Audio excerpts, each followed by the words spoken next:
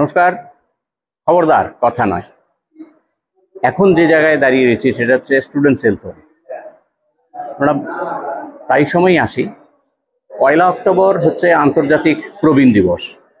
সেই উপলক্ষে আমরা একটা অনুষ্ঠান করেছিলাম আজকে সান্ধ্যনীরের উদ্যোগে। সান্ধ্যনীর কি আপনারা জানেন? প্রবীণ মানুষদের একটা আবাসস্থল। তাদের উদ্যোগেই আজকে প্রবীণদের যেমন সম্বর্ধনা দেওয়া হবে, সেই সঙ্গে একটা আলোচনা চক্র চলবে।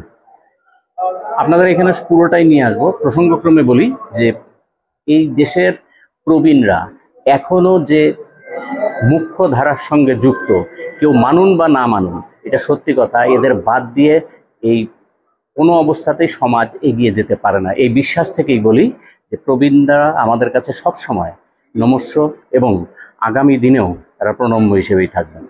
আপনারা দেখুন আমাদের এই অনুষ্ঠান। খবরদার কথা নয়ের পক্ষ থেকে আপনাদের বলি, এই চ্যানেলটি আপনারা সাবস্ক্রাইব করুন। আমাদের আশা আজকের এই অনুষ্ঠানটি আপনাদের ভালো লাগবে। বিশ্ব প্রবীণ দিবস 1 অক্টোবর, এই উপলক্ষে সান্ধ্যনীরের পক্ষ থেকে আমরা প্রতি বছরই একটা আলোচনা সভা ও সমাজের বিভিন্ন স্তর থেকে 5-6 জন বিশিষ্ট ব্যক্তি বা মহিলাকে আমরা সংবর্ধনা দিয়ে থাকি। তো আজকেও আমরা সেই অনুষ্ঠানের আয়োজন করেছি। আমি সান্ধ্যনীরের পক্ষ থেকে ক্ষমা চেয়ে নিচ্ছি যে আমরা সময় মতো প্রোগ্রামটা শুরু করতে পারিনি, কারণ সবাই এখনো উপস্থিত হতে পারেনি। যাই হোক, আমরা এখন আমাদের অনুষ্ঠান শুরু করব। আজকে এই অনুষ্ঠানে দুটো পর্ব থাকবে। একটা হচ্ছে সংবর্ধনা আর একটা হচ্ছে আলোচনা সভা। আলোচনার বিষয় হচ্ছে প্রবীণরা সম্পদ, বোঝা নয়। তো সর্বপ্রথম আমি আমাদের সান্ধ্যনীরের সম্পাদক শ্রী গৌতম রায় বর্মনকে বলবো মঞ্চে আসার জন্য। তারপর সভাপতি শ্রী নিখিল দত্ত মহাশয়কে বলবো আপনারা মঞ্চে আসন গ্রহণ করুন।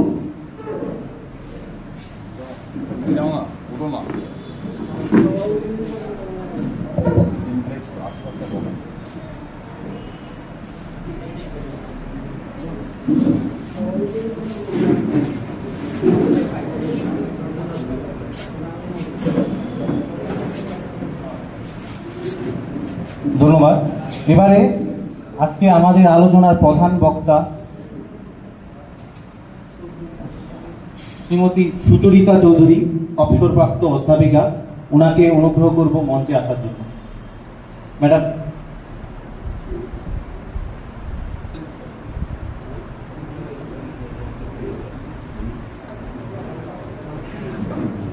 ধন্যবাদ। এরপরে আমি আমাদের আইন কলেজের অধ্যাপক শ্রীযুক্ত পার্থ ভারতী আঢ্য মহাশয়কে বলবো মঞ্চে এসে আসন গ্রহণ করার জন্য।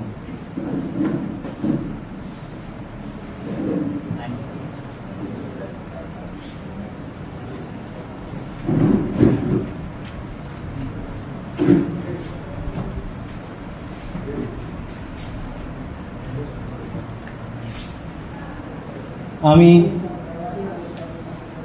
রাজীব পাল মহাশয়কে বলবো এসে আমাদের মঞ্চে উপস্থিত বক্তা ও সম্পাদক ও সভাপতিকে ফুলের তোড়া দিয়ে বরণ করে নেওয়ার জন্য।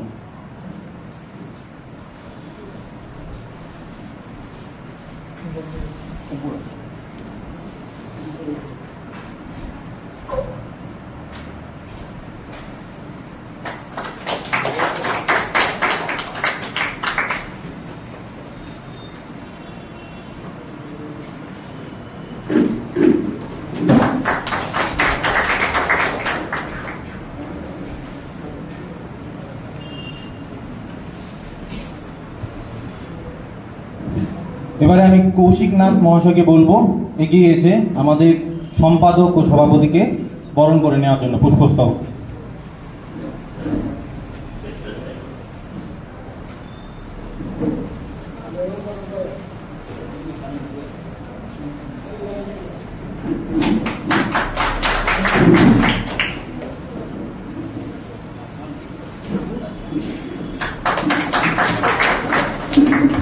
ধন্যবাদ।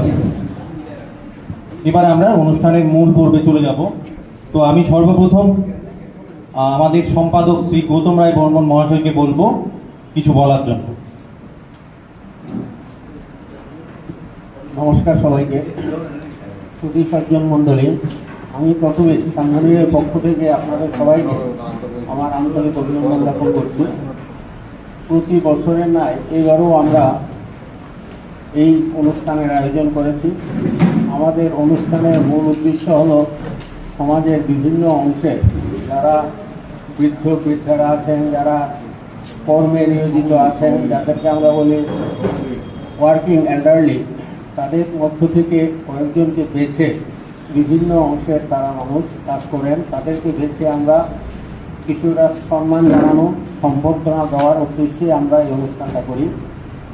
প্রত্যেক বছর অক্টোবরের 1 তারিখ বিশ্ব প্রবীণ দিবসের অনুষ্ঠানটা হয়, কিন্তু এই বছর পূজার কারণে আমরা অনুষ্ঠানের সময়সূচি অনেকটা পিছিয়ে দিতে বাধ্য হয়েছি এবং আজকে আমরা এই অনুষ্ঠানটা করছি।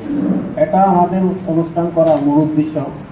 সাথে সাথে আরেকটা উদ্দেশ্য আমাদের আছে, আমরা যারা সাংগঠনিকের সাথে যুক্ত, আমাদের সাথে একটা বিরাট অংশের মানুষ আছেন যারা অকৃপণভাবে আমাদেরকে বিভিন্ন সময়ে সাহায্যের হাত বাড়িয়ে দিচ্ছেন। তাদের সাথে বছরে একবার আমরা বসতে চাই এবং তাদের যে বিভিন্ন মতামত, তাদের পরামর্শ আমাদেরকে অনেকটা কাজে এগিয়ে যেতে সাহায্য করে। এই লক্ষ্যকে সামনে রেখে আমরা আগে অতীতে আমরা শুভানুধ্যায়ীদের একটা অনুষ্ঠান করতাম, এবার দুইটা অনুষ্ঠানকে একসাথে করি আমরা আজকের এই অনুষ্ঠানের পরিকল্পনা করেছি। এবং আমি প্রথমেই বলতে চাই যে সান্ধ্বনিক আমরা করি এবং আপনারা যারা এখানে আছেন তারা সবাই জানেন আমরা সান্ধ্বনিক কীভাবে কাজকর্ম করে। সান্ধ্বনিকের পরিচালনা ক্ষেত্রে আমরা যে বিভিন্ন ধরনের সরকারি সাহায্য বা প্রাতিষ্ঠানিক সাহায্যের থেকে না চেয়ে থেকে আমরা সাধারণ মানুষের সাহায্যে আমরা এগিয়ে যাচ্ছি। 2001 সাল থেকে সান্ধ্বনিকের কষ্ট করা শুরু হয়েছে, আজকে 2025 চলছে। হয়তো সবসময় যে মসৃণ গতিতে আমরা এগিয়েছি তা না, বিভিন্ন চড়াই উত্তরায়ের মধ্য দিয়ে আমরা এগিয়েছি, কিন্তু আজকে আমরা এরকম একটা জায়গায় এসে দাঁড়িয়েছি যে সাধারণ মানুষের সাহায্য আমাদেরকে খুবই উদ্বুদ্ধ করছে এবং আমরা আমাদের প্রতিষ্ঠানকে অনেকটা এগিয়ে নিয়ে যেতে সমর্থ হয়েছি। আমরা যারা একবারে সমাজের হ্যাভনটস ক্যাটাগরির অংশের মানুষ আছেন, দুস্থ অংশের মানুষ আছেন, যারা বিভিন্ন জায়গায় কেউ ফুটপাথবাসী ছিলেন, কেউ বিভিন্ন জায়গায় রাস্তায় থাকতেন, এইরকম মানুষদেরকে আমরা সান্ধ্বনিক আবাসিক করি এবং তাদেরকে নিয়েই আমরা সান্ধ্বনিক আজকে দুই বাড়ি মিলিয়ে আমাদের দুইটা প্রতিষ্ঠান আছে, একটা গান্ধীগ্রামে, আরেকটা আমাদের মেইন ইউনিট হচ্ছে গান্ধীগ্রামে, আর সেকেন্ড ইউনিট হচ্ছে ইন্দ্রনগরে। এই দুইটা প্রতিষ্ঠান মিলিয়ে আমাদের এখন প্রায় আবাসিক সংখ্যা নিয়ার অ্যাবাউট 36 আছে এবং এই দুই বাড়িতে আমাদের যে হেল্পিং হ্যান্ড সংখ্যা প্রায় 13-14 জন আছে। এই সবটা কাজ আমরা মানুষের সাহায্যে করছি, সবাই আমাদেরকে সাহায্য করছেন বলে আমরা এগিয়ে যেতে পারছি এবং আমাদের বিশ্বাস আগামী দিনেও আমাদের এই সাহায্যের হাত, মানুষের সাহায্যের হাত আরও আমাদের দিকে এগিয়ে আসবে এবং আমরা আরও বেশি সংখ্যক মানুষের কাছে পৌঁছতে পারবো, বেশি সংখ্যক মানুষকে আমরা পরিষেবা দিতে পারবো। আমরা এটাও জানি সান্ধ্বনিক আজকে একটা বিকল্প প্রচেষ্টায় গতি হয়েছে। আজকে সমাজের বিভিন্ন ক্ষেত্রে যদি আমরা দেখি সর্বত্রই একটা স্বার্থপরতা, আত্মকেন্দ্রিকতার যুগ এবং সবটাই নিজেকে কীভাবে প্রতিষ্ঠিত করা যায়, নিজের সুখকেই সবাই মগ্ন। এই অবস্থায় দাঁড়িয়ে আমরা যারা সান্ধ্বনিকের সঙ্গে যুক্ত তারা কিন্তু অধিকাংশ ক্ষেত্রেই তারা নিজের নাম গোপন রেখে তারা সান্ধ্বনিককে অকৃপণভাবে সাহায্য করেন। কেউ 1 লাখ টাকা দিয়ে সাহায্য করেন, কেউ বিভিন্নভাবে বিভিন্ন বস্ত্র বা খাদ্য সামগ্রী দিয়ে সাহায্য করেন। এইভাবে সান্ধ্বনিক বর্তমানে আমরা হিসাব করে দেখেছি প্রায় 243 জন আমাদের মান্থলি ডোনার আছেন যারা প্রতি মাসে নিয়মিত অর্থ সাহায্য করছেন এবং শুনলে আপনারা খুশি হবেন। আমেরিকার থেকেও আমাদের ত্রিপুরার কিন্তু মেয়ে আমেরিকায় চাকরি করে, তারাও সান্ধ্বনীকে প্রতি মাসে ব্যাংকে তারা 1,000 টাকা করে তারা দিয়ে দিচ্ছেন এবং ব্যাংক অ্যাকাউন্টে ঢুকছে আমাদের। এরকম বিভিন্ন জায়গা থেকে, রাজ্যের বাইরে থেকেও অনেকে আমাদের সাহায্য করছেন। আসলে এটা একদিনের প্রচেষ্টা না, দীর্ঘদিনের প্রচেষ্টা, দীর্ঘদিনের ঐকান্তিকতার ফলেই আজকে আমরা এই জায়গায় পৌঁছতে পেরেছি। তবে এটাও আমাদের মনে রাখতে হবে, আমাদের এই সাফল্যকে ধরে রাখতে হলে আমাদের আরো বেশি পরিশ্রম করতে হবে এবং সততা নিষ্ঠা যে আমরা আজকে উদাহরণ মানুষের সামনে তুলে ধরতে পেরেছি, সেটা যাতে কোনোভাবেই স্খলন, সেদিক থেকে যাতে কোনোভাবে স্খলন না হয় সেদিকে আমাদের সদা সতর্ক নজর রাখতে হবে। এই লক্ষ্যেই আমরা এগিয়ে চলছি। খুব বেশি কথা বলার সুযোগ এখানে নেই। দুজন বক্তা আছেন যারা আজকের এই আলোচনার মূল বিষয় নিয়ে সংক্ষিপ্ত আলোচনা করবেন। আমি এরপরে আমাদের যারা আজকের যে বিভিন্ন অংশের মানুষরা, আমরা 6 জনকে নির্বাচিত করেছি, এর মধ্যে 4 জন বৃদ্ধা আছেন, 2 জন বৃদ্ধ আছেন, আমরা তাদেরকে সম্মানিত করব। এই কাজগুলি আমরা একের পর এক করব। তাহলে আমরা এই কথা সবাইকে আবারও বলতে চাই, আমরা একটা বিকল্প পথের যাত্রী, আমরা সবাই একই নৌকার যাত্রী, কিন্তু আমাদের যাত্রা পথটা খুব মসৃণ না, উত্তাল জলতরঙ্গের মধ্য দিয়ে আমাদের এগোতে হচ্ছে এবং আমরা বিশ্বাস আগামী দিনে আমরা এই যাত্রা পথে আমরা এগিয়ে গিয়ে নতুন সকাল বা নতুন ভবিষ্যতের কাছে পৌঁছতে পারবো। এই বলে সবাইকে নমস্কার জানিয়ে আমার আলোচনা এখানে সমাপ্ত করছি। ধন্যবাদ। সবাই সুমতি শুভকামনা রইল।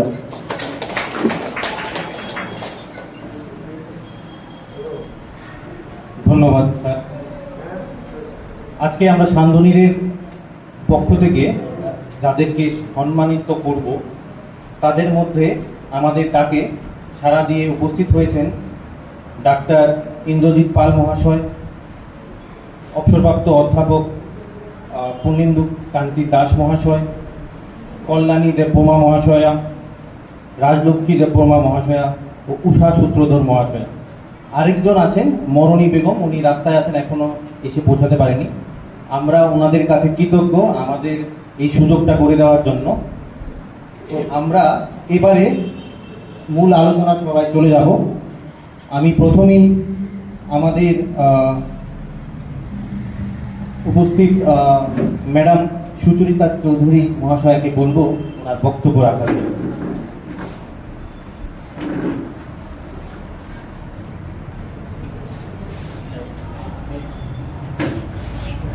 নমস্কার। শুভ অপরাহ্ন মাননীয় সভাপতি মহোদয়, উপস্থিত শ্রদ্ধেয় প্রবীণ ব্যক্তিবর্গ, উপস্থিত সুধীজন। আজকের এই যে আয়োজন, 1 অক্টোবর বিশ্ব প্রবীণ দিবস উপলক্ষে সান্ধ্বনীর আয়োজিত আজকের এই সভায় আমি কিছু বলতে এসেছি শুধুমাত্র আমাদের গৌতম বাবুর কথায়। সত্যিকার অর্থে সেইভাবে সমাজসেবার কাজ করার সুযোগ করে নিই না, সত্যি আমরা সেই বিষয়ে আমাদের উন্নতা রয়েছে, কিন্তু খানিকটাও যদি সুযোগ আমরা পাই সেক্ষেত্রে অন্তত আমার কথা আমি বলবো যে সেই সুযোগের অনেকখানি করে দিচ্ছে আমাদের এই সান্ধ্বনীর। আমি ব্যক্তিগতভাবে সান্ধ্বনীর কর্তৃপক্ষের কাছে কৃতজ্ঞতা জ্ঞাপন করি। এবং এই যে তিনি বললেন, এই যে সামাজিক দায়িত্বটুকু পালন করার জন্য তাদের এই পদক্ষেপ, সেখানে সঙ্গে থাকতে পারা আসলেই একটা বিরাট সুযোগের বিষয়। তো আজকের দিনের আলোচনার ক্ষেত্রে যে কথাটি বিশেষভাবে বলতেই হয়, যে কোনো একটা দিবস পালন আমরা সাধারণত করি নির্দিষ্ট একটা উদ্দেশ্য, তার লক্ষ্য লাভের উপায়, তার তাৎপর্য, এসব বিষয়কে কেন্দ্র করি। এবং আমাদের লক্ষ্য থাকে যে একটা দিনের অনুষ্ঠানের মধ্য দিয়ে যেন দিবস পালনের এই যে উদ্যোগটা সেটা শেষ না হয়ে যায়। তো সান্ধ্বনীর একটা আদর্শ উদাহরণ যে এই উদ্যোগে তাদের প্রাণপাত চেষ্টা জীবনভর করে যাবেন তারা, এবং বছরভর তাদের থাকে কর্মসূচি। এখন আমাদের দেশের পরিবেশে, আমাদের দেশের নিয়ম মতো 60 ঊর্ধ্ব মানুষেরা প্রবীণ বলে বিবেচিত হন, এবং অতি প্রবীণ বলেও বোধহয় একটা এজ লিমিট আছে। তো যাদের সহায়তার জন্য বিভিন্ন সংস্থা বা ব্যক্তিরা কাজ করে থাকেন, তাদের বয়স সীমা তো নিশ্চয়ই অনেকটাই বেশি। তাদের অসামর্থ্য, বয়সের কারণে যে অসামর্থ্য, সেটা সঙ্গে থাকা মূলত এই ধরনের হোমগুলোর উদ্দেশ্য থাকে। এবং গৌতমবাবু যেটা খুব পরিষ্কার করে বললেন যে যাদের কোনো সহায় সম্বল নেই, যারা হয়তো রাস্তায় থাকছিলেন, যাদের খাওয়া পড়ার কোনো উপায় ছিল না, তাদেরকে আবাসিক করে নিয়ে শান্তিনীড়ের যাত্রা শুরু হয়। এবং সেই ক্ষেত্রে আমরা হয়তো এটা ভাবতে পারি যে সেই একটা নির্দিষ্ট বয়স সীমার আগেও তাদের অসামর্থ্য চলে আসতে পারে। তো সেক্ষেত্রে আমাদের খেয়াল রাখতে হবে যে সত্যিকার অর্থে প্রবীণ, অতি প্রবীণ এই ব্যাপারগুলো মাথায় না রেখে আমরা অসমর্থ যারা, তাদের পাশে দাঁড়াচ্ছি বা দাঁড়াতে আমাদের ইচ্ছেটা থাকতে হবে। এখন শুরুতেই আমার মনে হয় যে আমরা প্রত্যেকটা মানুষ যারা একটা সমাজবদ্ধ অবস্থায় বড় হয়েছি এবং সেই সমাজের ইউনিট হিসাবে পরিবারগুলো যারা পেয়েছি, আমরা জানি যে আমরা কিন্তু আমাদের বয়োজ্যেষ্ঠদের কাছ থেকে মূল শিক্ষাটা পেয়েছি। পুঁথিগত শিক্ষার জন্য বিদ্যালয়ের প্রাঙ্গণে যাওয়ার আগে যে শিক্ষাগুলো আমরা ঘরে পাই, তারা হচ্ছেন আমাদের অভিভাবকরা। সেখানে আমাদের মা বাবা, মামা, দাদা, কাকা যেমন থাকেন, তেমনি থাকেন আমাদের ঠাকুরদা, ঠাকুমা, দাদু, দিদিমারা। এবং ওই জেনারেশন কিন্তু আমাদের মা বাবাদের জন্য একটা গাইডলাইনের ব্যবস্থা করেন। এবং আমাদের জীবনের শিক্ষা শুরু যদি হয়ে থাকে, তাহলে আমরা সত্যিকার অর্থেই প্রবীণদের কাছ থেকেই পাই। ন্যায় দর্শনে একটা কথা আমরা জানি আছে যে মানুষ যে শব্দের অর্থ বোঝে, সেটা কি করে বোঝে? যারা বই নিয়ে পড়াশোনা করে না, তারা বোঝে বৃদ্ধ ব্যবহারের মধ্য দিয়ে। অর্থাৎ বাড়িতে বড়রা কোন বিষয়টাকে কোন নামে অভিহিত করে, কি বলে সেটাকে নিয়ে, কি করে বাক্য গঠন করে, সেই শিক্ষাগুলো কিন্তু বাচ্চারা শুরু করে তাদের বয়োজ্যেষ্ঠদের কাছ থেকে। এবং প্রবীণ মানুষদের এই যে ভূমিকা পরিবারে, সেটার যে একটা সংহতির শক্তি, সেটা কিন্তু আমাদের পাড়া এবং সমাজে কিন্তু ছড়িয়ে পড়ে। এই যে একজন বাড়ির বৃদ্ধ মানুষকে দেখে আমরা চলাফেরায় সচেতন হই, তাদের সামনে আমরা দুষ্টুমি করি না, বা তাদের সামনে আমাদের আচরণকে সংযত রাখি, আমরা বিভিন্ন দিনে বা বিভিন্ন উপলক্ষে তাদের পা ছুঁয়ে প্রণাম করি, তাদের আশীর্বাদ চাই। এই সংস্কারগুলো আমরা কোথায় পেয়েছি? তাদের কাছ থেকেই তো পেয়েছি। এই যে সংহতির শিক্ষাটা, সেটা কিন্তু আমরা পাচ্ছি তাদের কাছ থেকে। এবং আরো বড় একটা যেটা বিষয়, এই শিক্ষা এবং সহযোগিতা করার ক্ষেত্রে তারা কিন্তু শুধুমাত্র রক্তের সম্পর্কের পরিবারের মধ্যেই সীমাবদ্ধ থাকেন না। আমরা এরকম অনেক ঘটনা জানি যে দূর দেশে যখন ছেলে চাকরি করতে যায়, সেই সঙ্গে তার পরিবারও যায়, বা কোনো একটা মেয়ে চাকরি করতে যায়, সেই সঙ্গে তার পরিবার যায়। সেখানে সে একজন নতুন গিন্নি, অথবা সেখানে সেই মেয়েটি একটি নতুন মা, তাকে কিন্তু সাহায্য করছেন পড়শি একজন মাসিমা, কাকিমা, মামিমা, দিদিমা, এমন মানুষেরা। সুতরাং এবং তাদের যে কাকা বাবু ডাকছে যাকে, জ্যাঠামশাই বলছে যাকে, তাদের সঙ্গে কোনো রক্তের সম্পর্ক ছাড়াও শুধুমাত্র একটা জায়গায়, একটা পরিবেশে একসঙ্গে থাকার পরিপ্রেক্ষিতে কিন্তু মানুষেরা আত্মীয়তার বন্ধনে জড়িয়ে যান। এবং সেই বন্ধনের জন্য প্রথম হাত বাড়ানোটা কিন্তু প্রবীণরাই করে থাকেন, বয়স্করাই করে থাকেন, বয়োজ্যেষ্ঠরাই করে থাকেন। তো এই যে তাদের ভূমিকা, এই ভূমিকাটাকে তো আমরা অস্বীকার করতেই পারি না। এই সমস্ত দিবস পালনের এটাই তাৎপর্য যে আমরা যদি আমাদের ভেতরের আবেগ, অনুভূতি, আমাদের কর্তব্যবোধ, আমাদের ইচ্ছেগুলোকে পরস্পরের মধ্যে বিলিয়ে দিয়ে কথা বলার মাধ্যমে আমাদের ভেতরের সংস্কার এবং আমাদের শপথকে সবার কাছে পৌঁছে দিতে পারি, তাইলে আমাদের কিন্তু উদ্দেশ্যটা অনেক বেশি সফলতার দিকে যায়। আরেকটা কথা যেটা আমার মনে হয় যে সমাজে একটা কথা আছে যে এখন চারদিকে এত বৃদ্ধাশ্রম বা অনাথাশ্রম, যেটা নাকি সমাজের একটা নেগেটিভ দিককে প্রকাশ করে, যে মিডল এজের যারা সংসারের হাল ধরার ক্ষেত্রে আছে, তারা হয়তো তাদের বয়স্ক অভিভাবকদের দায় দায়িত্ব নিচ্ছেন না, সেই জন্য বৃদ্ধাশ্রম বেড়ে যাচ্ছে। এক্ষেত্রে এই অভিযোগটা অনেকাংশে সত্য, কিন্তু সান্ধ্বনীর যাদের জন্য কাজ করছে বলে উল্লেখ করা হয়েছে একটু আগে, তাদের জন্য তো কোনো পরিবারকে সেই অর্থে দায়ী করা হয়তো যাচ্ছে না। কারণ আমাদের সমাজে এমন অনেক আছেন যাদের হয়তো বিয়ে করা সংসার নেই, তাদের ছেলে মেয়ে বা তাদের আত্মীয় স্বজন তাদেরকে দেখাশোনা করবেন, সেই সুযোগটুকু তাদের নেই। অথবা তাদের হয়তো সন্তান সন্ততি নেই যে পরবর্তী প্রজন্ম তাদেরকে দেখাশোনা করবে। আমার সত্যিকারের গেরুয়া বললেই আমার সন্ন্যাস হবে। আসলে আমরা আমাদের মনটাকে সেই বন্ধন থেকে মুক্ত করব, যে যে কাজটা আমি এতদিন করেছি একচেটিয়া, সেই কাজটা আমার ছেলে বা আমার মেয়ের হাতে তুলে দিলেও সেই কাজটা ভালোভাবেই হবে। এখনো ৭৬ বছর বয়সেও যদি কোনো মাকে তার রান্নাঘর সামলাতে হয়, তাহলে বলতে হবে যে তিনি তার ছেলেকে কোনো শিক্ষাই দিতে পারেননি যে কিভাবে বয়স্ক মাকে দেখাশোনা করতে হয়, কিভাবে খাবারটুকু বেড়ে খেতে হয়, কিভাবে খাওয়ার পর খাওয়ার টেবিল বা রান্নাঘর পরিষ্কার করতে হয়, এগুলো শেখানো তো তারই দায়িত্ব ছিল।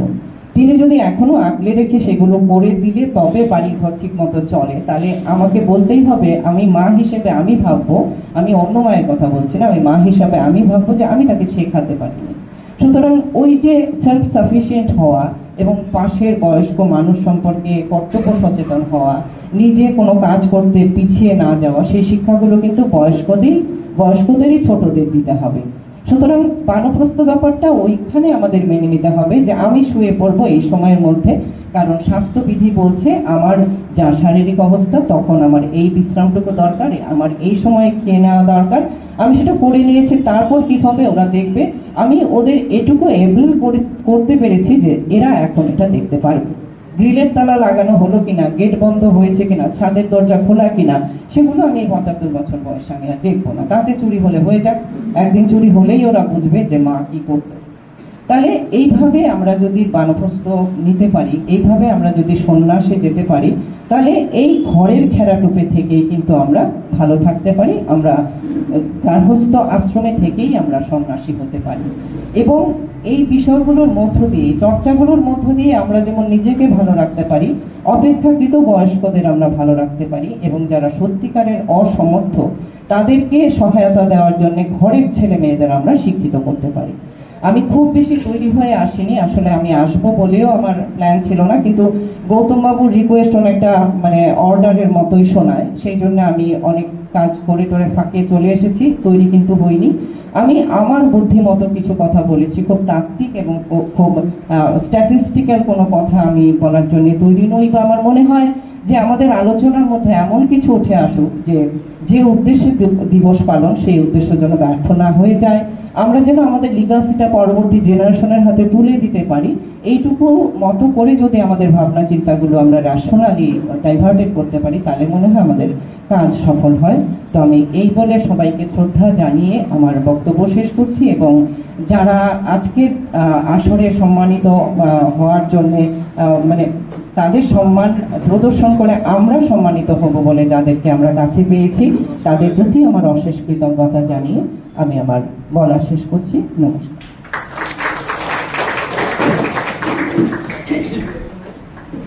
অসংখ্য ধন্যবাদ ম্যাডাম, আপনার আলোচনায় আমরা সমৃদ্ধ হলাম।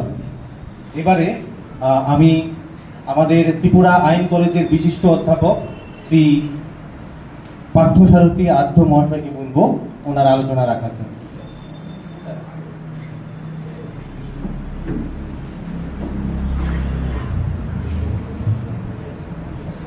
শুভ অপরাহ্নে মঞ্চে আছেন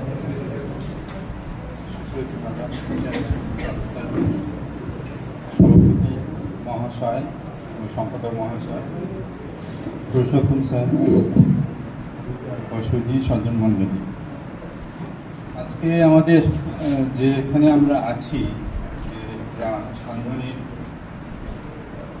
যে আলোচনা বিষয়ে একটা আমাদের সভার আয়োজন করেছে, তো সেখানে আমাকে কিছু বলার জন্য কৃতজ্ঞতা প্রকাশ করি। এই ক্ষেত্রে বলতে গেলে দুটি ভাগ আছে, একটা হচ্ছে ইনফরমেশন দেওয়া, আরেকটা হচ্ছে অভিজ্ঞতা। তো দুটি মেলবন্ধন করে কিছু বলতে চাইব, যাতে আপনারা বুঝতে পারেন, কারণ এখানে দেখছি বেশিরভাগ সিনিয়র সিটিজেন, তো সুতরাং আপনারা বুঝবেন, প্লাস মেসেজগুলো যাতে বাইরে আপনারা বলতে পারেন, সাহায্য করতে পারেন, সেটাকেও আমাকে দিতে হবে। একটি ঘটনা দিয়ে শুরু করি। সান্ধ্বনীরা কিছুদিন আগে গেছিলাম, কয়েক মাস আগে, মাঝে মধ্যেই যাই আমি, তো সেই সময় কিছু ফল দিতে গেছিলাম। হ্যাঁ, সে সময় দোলের দিন ছিল। তো একদিন বয়স্ক ভদ্রমহিলা এসে বলছেন যে বাবা ছেলে কবে আসবে, ছেলে কবে আসবে? কিনা যে আসবে আসবে, না ছেলে তো বলেছিল আসবে, এখনো আসছে না, এখনো আসবে, আমাকে নিয়ে যাবে। কিনা যে মাসিমা আসবে, ধৈর্য ধরো, আসবে, নিশ্চয়ই আসবে। তো ওনাকে এই মিথ্যা কথা বলা ছাড়া আমার তো কোনো উপায় ছিল না। উনি আশা নিয়ে বসে আছেন যে ছেলে কবে আসবেন, ওনাকে নিয়ে যাবেন। আর যেখানে আছেন সেখান থেকে হয়তো কোনোদিনই ছেলে আসবেন না, ওনাকে নিয়ে যাবেন। তো সেখানেই সান্ধ্বনীরের প্রতি আমাদের যে কর্তব্য, সেটা মানে আমি অন্তত কিছুটা সাহায্য করি যতখানি পারি। আর খুবই আনন্দিত লাগে যে সান্ধ্বনীর সঙ্গে যুক্ত হয়েছে। আরেকটা অভিজ্ঞতা হচ্ছে কিনা, যে এটা পেপার থেকে পড়া প্লাস ইউটিউব, আমাদের বিখ্যাত সঙ্গীত শিল্পী মান্না দে শেষ বয়সে উনি চলে গেছিলেন ওনার মেয়ের কাছে বেঙ্গালুরু। তো শেষ বয়সে ওনার ইচ্ছে ছিল যে ওনার স্ত্রীর প্রতি ডেডিকেট করে কিছু গান করার, রেকর্ড করার। তো সে সম্বন্ধে বলেও ছিলেন আর কি। তো কলকাতা থেকে ফোন করছেন আর কি। তো ফোন করে ওনারই আর কি বন্ধু বা বান্ধবী বলতে পারে। তো বলছে মান্নাদা আমি যাবো, কবে যাব? তো বলে তুই আসিস না, মানে আমাকে ফোন করে আসবি। তো উনি চলে গেছেন আর কি, বোধহয় বুধবার হবে এরকম। তখন মান্নাদা ওনাকে ফোন করছেন যে আমি এসেছি, তো আমি তোমার ফ্ল্যাটটা কোথায় আছে, আমি যেতে চাই। বলে এখন আসিস না, তো তুই ছুটির দিন মানে রবিবারে আয়। তারপরে আবার ফোন করছে, তো ফোন তুলছে না। তখন জানতে পারে যে মান্নাদে বলছেন আর কি, যে সুচি আর কি ওনার মেয়ে সকালবেলা ওনাকে চাবি দিয়ে যায় আর রাত্রিবেলা এসে দরজার চাবি খোলে। তো সারাদিন মান্নাদে ওই ফ্ল্যাটে আবদ্ধ থাকে। তো লাস্টে বোধহয় রেকর্ডিংও সেরকম ভাবে হয়নি। তো এই করেই শেষ জীবনটা মান্নাদের গেছে। তো একদিকে আমরা দেখছি দারিদ্র, আর একদিকে দেখছি কিনা যে একজন বিখ্যাত সঙ্গীত শিল্পী, ওনার দারিদ্র ছিলেন না, কিন্তু কিভাবে জীবনটা গেলেন। তো এখানে আমাদের সমাজের যে মূল্যবোধ, যে ম্যাডাম যে বলছিলেন যে মূল্যবোধ আজকে কোথায় আছে, সেখানে যদি আমরা বিশ্লেষণ করি, তো সেখানে এখন দেখি কিনা যে দেখছি বা দেখছি না, মানে সিনিয়র সিটিজেনদের, প্রবীণ নাগরিকদের কতখানি আমরা সেই সম্মানের চোখে দেখছি, কতখানি আমরা আদরের চোখে দেখছি, কতখানি যত্ন নিয়ে দেখছি। তো সেখানে আমরা আছি যে এই পরিস্থিতিতে, যেখানে মূল্যবোধ একদম তলানিতে থেকেছে, যেখানে আইন চলে এসছে, বিভিন্ন রকম আইন, যাতে এই সিনিয়র সিটিজেন্স বা প্রবীণ নাগরিকদের সাহায্য করার জন্য। তো সেগুলো বিষয়ে আমি পরে যাব। তো এখন এই মূল্যবোধের যে আমাদের যে জয়েন্ট ফ্যামিলি, আস্তে আস্তে যেটা আস্তে আস্তে ভেঙে ভেঙে ভেঙে আমরা নিউক্লিয়ার ফ্যামিলিতে এসেছি, তো সেখানে মূল্যবোধ জন্মাবে কোথায়?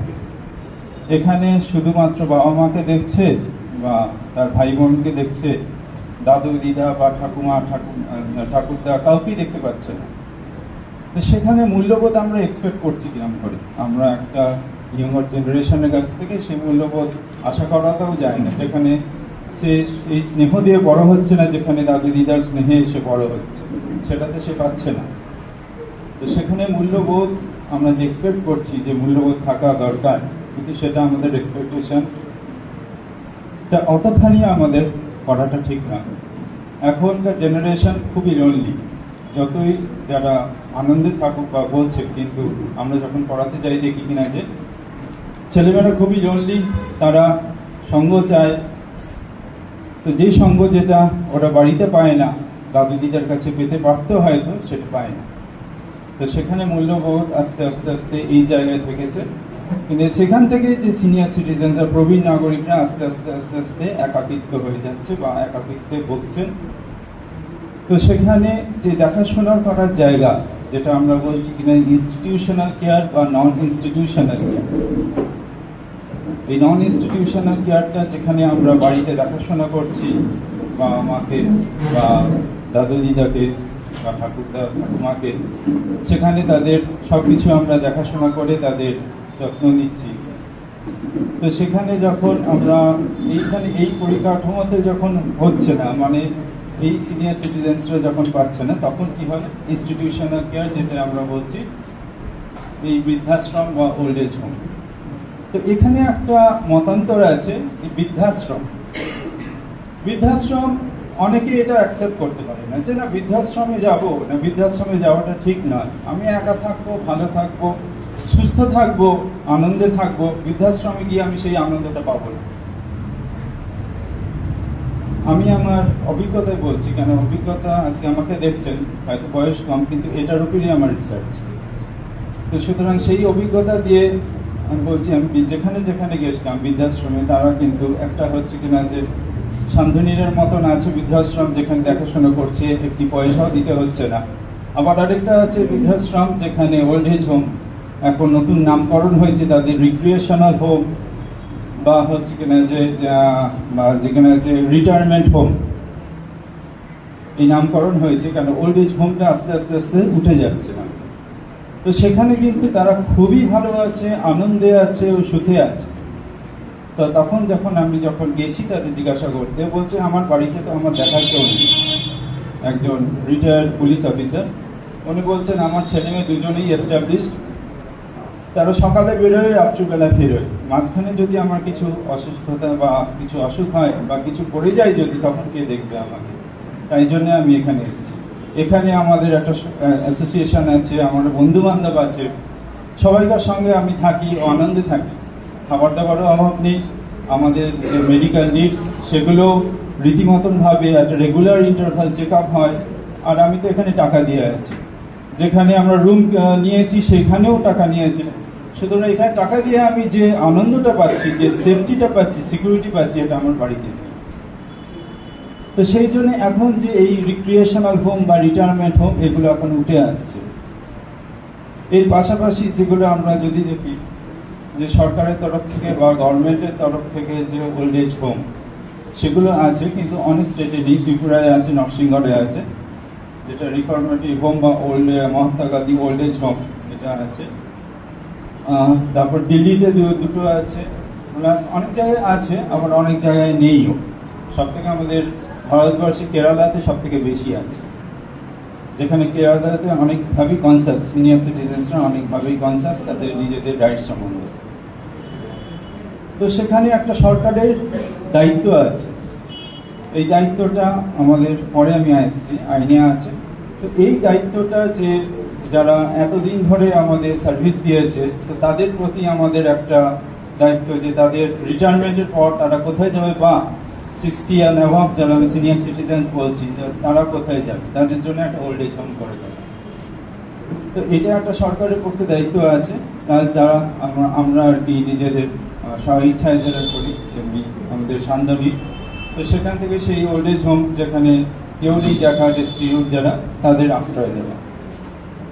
তো এই অবস্থাতে আমরা আছি, যে অবস্থাতে আমাদের সিনিয়র সিটিজেন্স বা এল্ডারলি বা প্রবীণ নাগরিক যাদের বলছি, তারা এই জায়গায় আছে।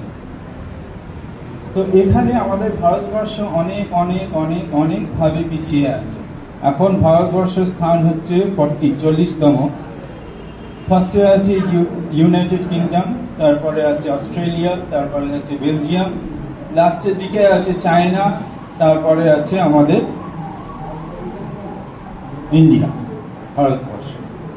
তো সেখানে আমাদের যে একটা পরিস্থিতি, তো সেখানে আমাদের যে প্রবীণ নাগরিকদের নিজেদের যে রাইট বা অধিকার, এখন সময় এসছে সেই অধিকার কার্যকর করা বা অধিকার চাওয়া।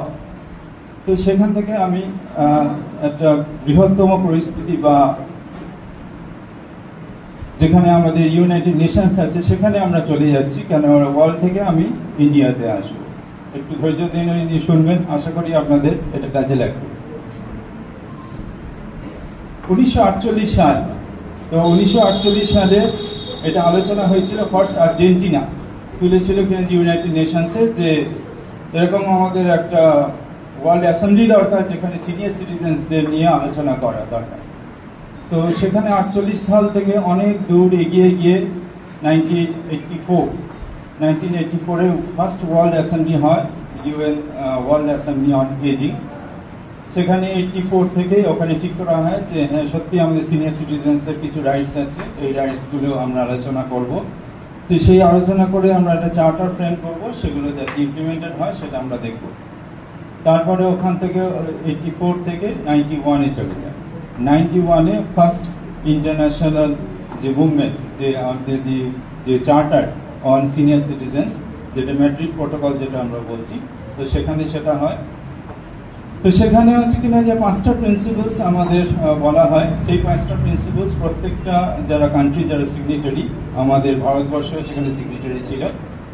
তো ফার্স্ট প্রিন্সিপাল হচ্ছে পার্টিসিপেশন, মানে হচ্ছে কিনা যে আমাদের বিভিন্ন স্তরে যাতে সিনিয়র সিটিজেন্সরা পার্টিসিপেট করে সেটা দেখায়, অবহেলিত না হয়। সেকেন্ড হচ্ছে কিনা যে আমাদের সিনিয়র সিটিজেন্সদের ইন্ডিপেন্ডেন্স, এই ইন্ডিপেন্ডেন্স মানে হচ্ছে আমরা তাদের কখনো ভাবি তাদের যে স্বাধীনতা সেটা যাতে আমরা কেড়ে না নিই। থার্ড হচ্ছে কিনা যে ফ্যামিলি অ্যান্ড কমিউনিটি প্ল্যানিং, তো সেখানে সিনিয়র সিটিজেন্সরা যাতে প্রাধান্য পায় সবকিছু প্ল্যানিংয়ের, তারা যাতে অংশগ্রহণ করতে পারে সেটা আমরা যাতে দেখতে পারি। লাস্টে হচ্ছে কিনা যে আমাদের বলছে যে সিনিয়র সিটিজেন্সরা as a part of the movement, যে তাদের dignity, the life with dignity, যে তাদের যাতে কোনোভাবে অবহেলিত না করি সেটা আমরা দেখাই। তারপরে অনেক দিন গেছে, এবার 1999 সাল, সেটা senior citizens international year of senior citizens হিসেবে প্রত্যেকটা কান্ট্রিকে বলা হয়েছে এটা সেলিব্রেট করা। আর ওই 1991-এ যেটা আমাদের হয়েছিল সেখানেই বলেছে 1 অক্টোবর আমরা এটা সেলিব্রেট করছি, that is world senior citizens day বা এল্ডারলি ডে হিসেবে প্রত্যেকটা কান্ট্রি যাতে এটা অবজার্ভ করে সেটা দেখায়। তো সেখান থেকে আমরা আজকের দিনে অবজার্ভ করছি সিনিয়র সিটিজেন্স ডে। তো এটা একটা আছে আমাদের বিভিন্ন national policy for senior citizens, এটাও আছে। এখানে আমাদের বিভিন্ন রকম যে সেন্টার, যেটা আমরা হচ্ছে হসপিটালে গেলে যেখানে লাইনে দাঁড়াতে হয়, সেখানে সিনিয়র সিটিজেন্সের যদি আলাদা রকম ট্রিটমেন্ট, যেটা জেরিয়াট্রিক কেয়ার বা জেরিয়াট্রিক একটা সেন্টার, তো সেখানেও এই আইনেও বলা আছে যেটা সিনিয়র সিটিজেন্স অ্যাক্টে। তো সেখানে অনেক রাজ্যে একটা স্বপ্নের জায়গা থেকে গেছে। তো এখনো বাস্তবে এটা যে কবে এটা রূপায়ণ হবে এটার জন্য আমরা অপেক্ষা করে আছি। যে জেরিয়াট্রিক কেয়ার বা যে জেরিয়াট্রিক সেন্টার, তো সেটা খুবই দরকার সিনিয়র সিটিজেন্সের জন্য। শুধু এখানে মেনটেন্যান্স তো হবে না, সার্বিকভাবে তাদের স্বাস্থ্য নিয়ে সবকিছু নিয়ে চিন্তা ভাবনা করতে হবে। আরেকটা সুন্দর কথা হচ্ছে কিনা যে এই যে ওল্ড এজ হোম বা বৃদ্ধাবাস, সেখানে এই আইনেও বলা হয়েছে সিনিয়র সিটিজেন প্রত্যেকটা ডিস্ট্রিক্টে একটা করে যাতে ওল্ড এজ হোম থাকে, সেখানে 150 যাতে সিনিয়র সিটিজেন্সদের থাকার ব্যবস্থা হয় সেরকম সেটকে বলা আছে। কিন্তু এখনো আমরা সেই স্বপ্নের জায়গায় আছি, এখন কবে বাস্তবায়িত হবে সেই দিনের জন্য অপেক্ষা করছি। তো শেষে অনেকটাই বললাম, আরো সময় আমি নেব না, কিছু অভিজ্ঞতা বলি, কিছু অভিজ্ঞতা দিয়ে আস্তে আস্তে শেষ করব। আমাদের এই Mahatma Gandhi old age home, তো সেখানে যখন গিয়েছিলাম কয়েক বছর আগে, তো একজন খুব সুন্দর দেখতে বয়স্ক ভদ্র মহিলা ছিলেন। তো ওনার 3 ছেলে আর 2 মেয়ে, একজন ছেলে টিচার, একজন ছেলে সেক্রেটারিয়েটে আছেন, আর একজন ছেলে ম্যানেজার অফ আ কোম্পানি, আর 2 মেয়েরই বিয়ে হয়ে গেছে। তো তারা পশ্চিমবঙ্গে বিয়ে হয়েছে। তো ভদ্রমহিলা কি করেছেন, ছোট মেয়ের নামে পুরো সম্পত্তি লিখে দিয়েছেন। তা বড় মেয়ে বলছেন কিনা যে না আমি তো দেখবো না, তুমি সবকিছু ছোট মেয়েকে লিখে দিয়েছো, সুতরাং ছোট মেয়ে তোমাকে দেখবো, আমি কেন দেখবো, ঠিক আছে। তো ছোট মেয়েও বলছে কিনা যে না আমার পক্ষে সম্ভব না, আমার তো বিয়ে হয়ে গেছে, তো আমার পক্ষে সম্ভব না। 3 ছেলে আছে। তো এখানে একটা ছোট্ট বাড়ি ভাড়া করে দিয়েছেন, মানে বাড়ি ভাড়া না, ঘর ভাড়া, যেখানে অনেকদিন ছিলেন, ওখান থেকে তারপর ওই ওল্ড এজ হোমে এসেছে। তো উনি ওখানে ওনাকে কেউ উপদেশ দিয়েছে কিনা যে আপনি একটা কাজ করুন, যে আপনি হাইকোর্টে একটা রিট ফাইল করুন। তো উনি করেছেন, অর্ডারও এসছে। যে কিনা যে ছেলেরা যাতে মাকে দেখে। তো উনি আবার ফিরে গেছেন কোন এক ছেলের বাড়িতে, 3 জন ছেলে, তো একজন ছেলের বাড়িতে ঢুকে গেছেন। তো উনি আছেন ওখানে, নাতি এসে বলছেন যে ঠাকুমা তুমি এলে কেন? তোমাকে তো আসতে বাবা বারণ করেছে, এটা আমাদের বাড়ি, তোমার তো নয়, তুমি এলে কেন? বিশ্বাস করবেন না, ওই দুঃখেতে উনি চলে এসছেন, আবার ফিরে এসছেন এই বৃদ্ধাবাসে নিয়ে, বলছেন এটাই আমার শান্তির জায়গা, আমার আর ফিরে যাওয়ার কোনো দরকার নেই। ওখানে দুঃখে কষ্টে কিছু মাস ছিলেন, তারপরে উনি মারা যান।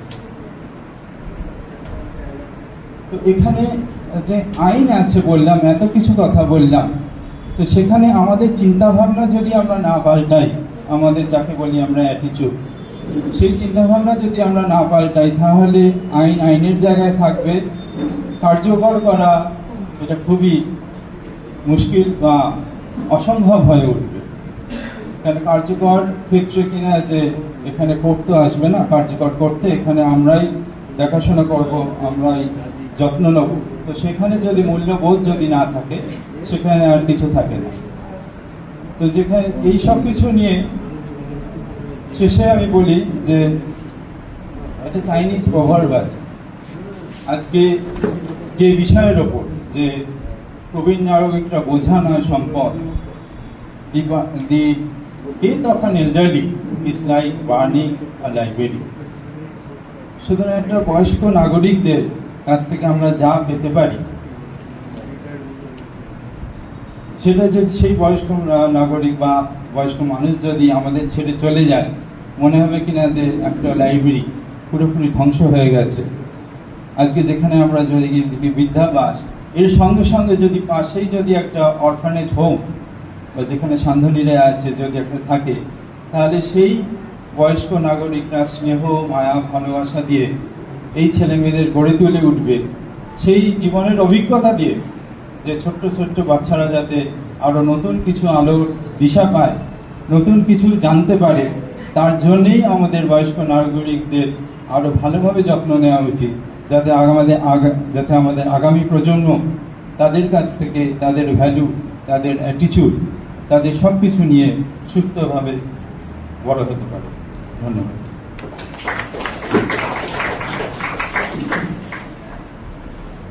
ধন্যবাদ স্যার আপনার মূল্যবান আলোচনার জন্য। এবারে আমরা অনুষ্ঠানের দ্বিতীয় পর্বে চলে যাব। দ্বিতীয় পর্বে আমরা আমাদের আজকের আমন্ত্রিত প্রবীণদের সংবর্ধনা জানাব। তো আমি রাজীব, লিখা ওদেরকে বলবো আসার জন্য। এই পর্বে আমরা প্রথমে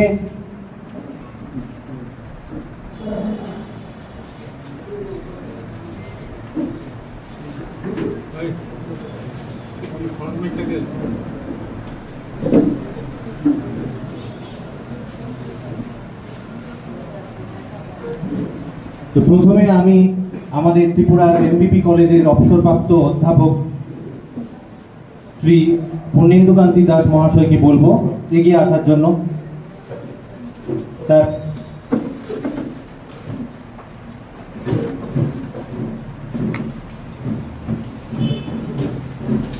আমি আমাদের সান্ধনীর সভাপতি শ্রী নিখিল দত্ত মহাশয়কে বলবো ওনাকে সংবর্ধনা জানাতে।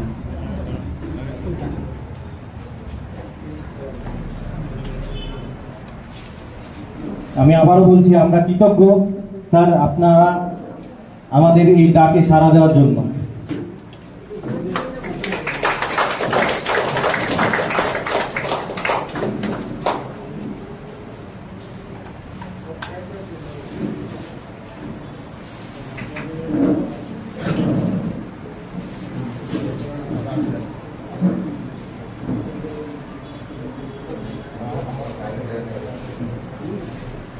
ধন্যবাদ।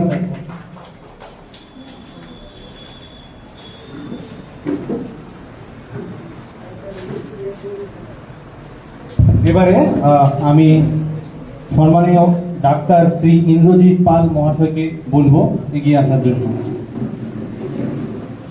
আমি সম্পাদক শ্রী গৌতম রায় বর্মনকে বলবো ওনাকে সম্বোধনা।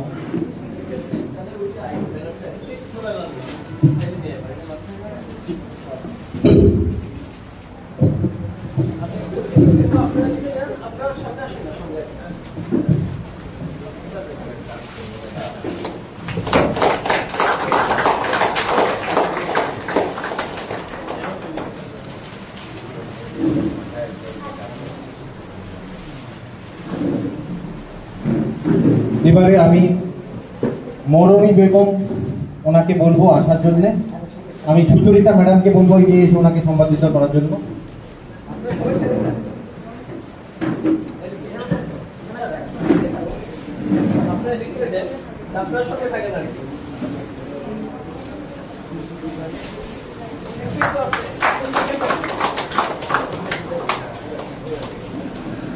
মরণী বেগম, উনি আমাদের সমাজের শ্রমজীবী অংশের মানুষ।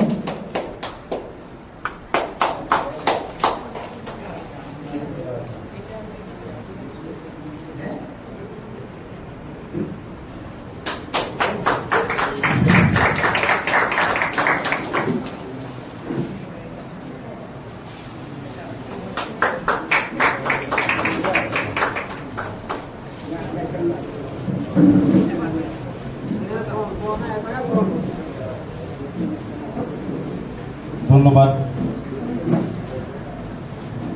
এবারে আমি শ্রীমতী কল্যাণী দেববর্মা ওনাকে বলবো এগিয়ে আসার জন্য। আমি পার্থসারথী স্যারকে বলবো একটু এগিয়ে এসে ওনাকে সম্বোধিত করার জন্য।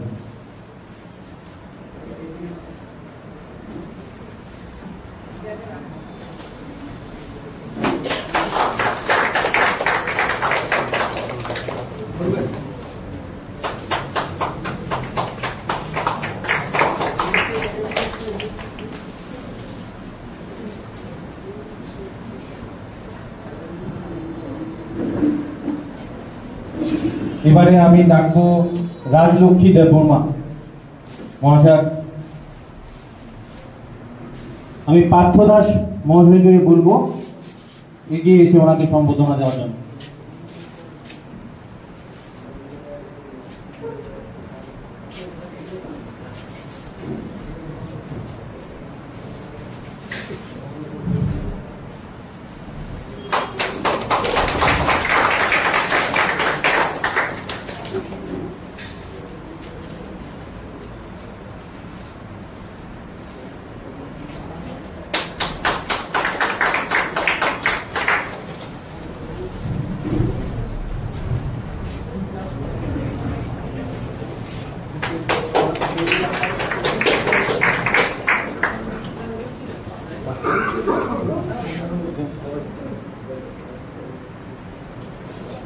এবারে শেষে আমি ডাকবো শ্রীমতী উষা সূত্রধর মহোদয়াকে। উনিও শ্রমজীবী অংশের মানুষ। আমি তরুণ চক্রবর্তী মহাশয়কে বলবো এগিয়ে এসে ওনাকে সম্বোধিত করার জন্য।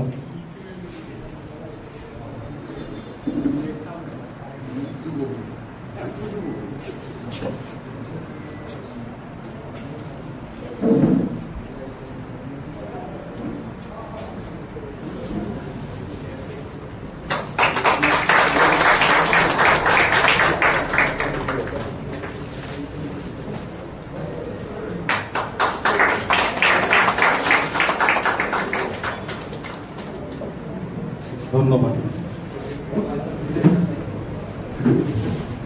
আমরা অনুষ্ঠানের শেষ পর্বে চলে এসেছি। এবারে আমি সবশেষে অনুরোধ রাখছি আমাদের সান্ধনীদের অন্যতম প্রতিষ্ঠাতা সদস্য শ্রী পুরুষোত্তম রায় বর্মনকে এসে কিছু বলার জন্য।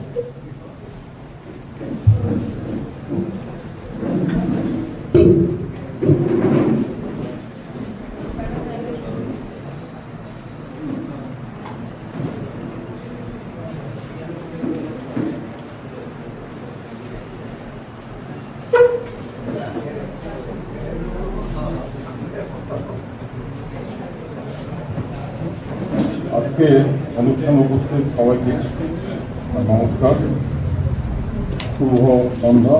অনেকক্ষণ আলোচনা হয়েছে, তো আলোচনা বিস্তৃত করার সুযোগ নেই, করার প্রয়োজনও নেই। প্রথমত আমি সান্ধনীদের তরফ থেকে আজকে যারা এসে সংবর্ধনা গ্রহণ করলেন তাদের প্রত্যেককে আমাদের আন্তরিক কৃতজ্ঞতা জানাচ্ছি।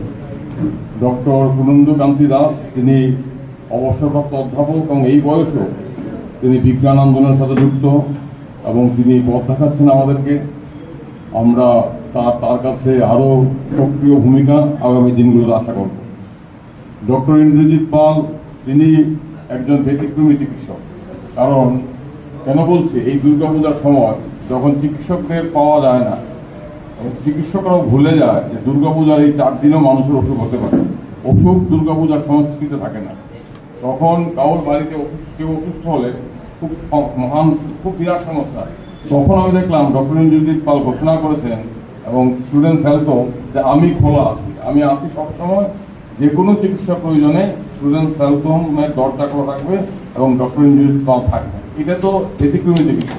আমি নমস্কার জানাই ডক্টর ইন্দ্রজিৎ পালকে, এবং সমাজের 10 ভাগ চিকিৎসকও যদি ডক্টর ইন্দ্রজিৎ পাল হতেন তাহলে বোধহয় আমাদের স্বাস্থ্য ব্যবস্থাটা আরেকটু পরিবর্তন হতো।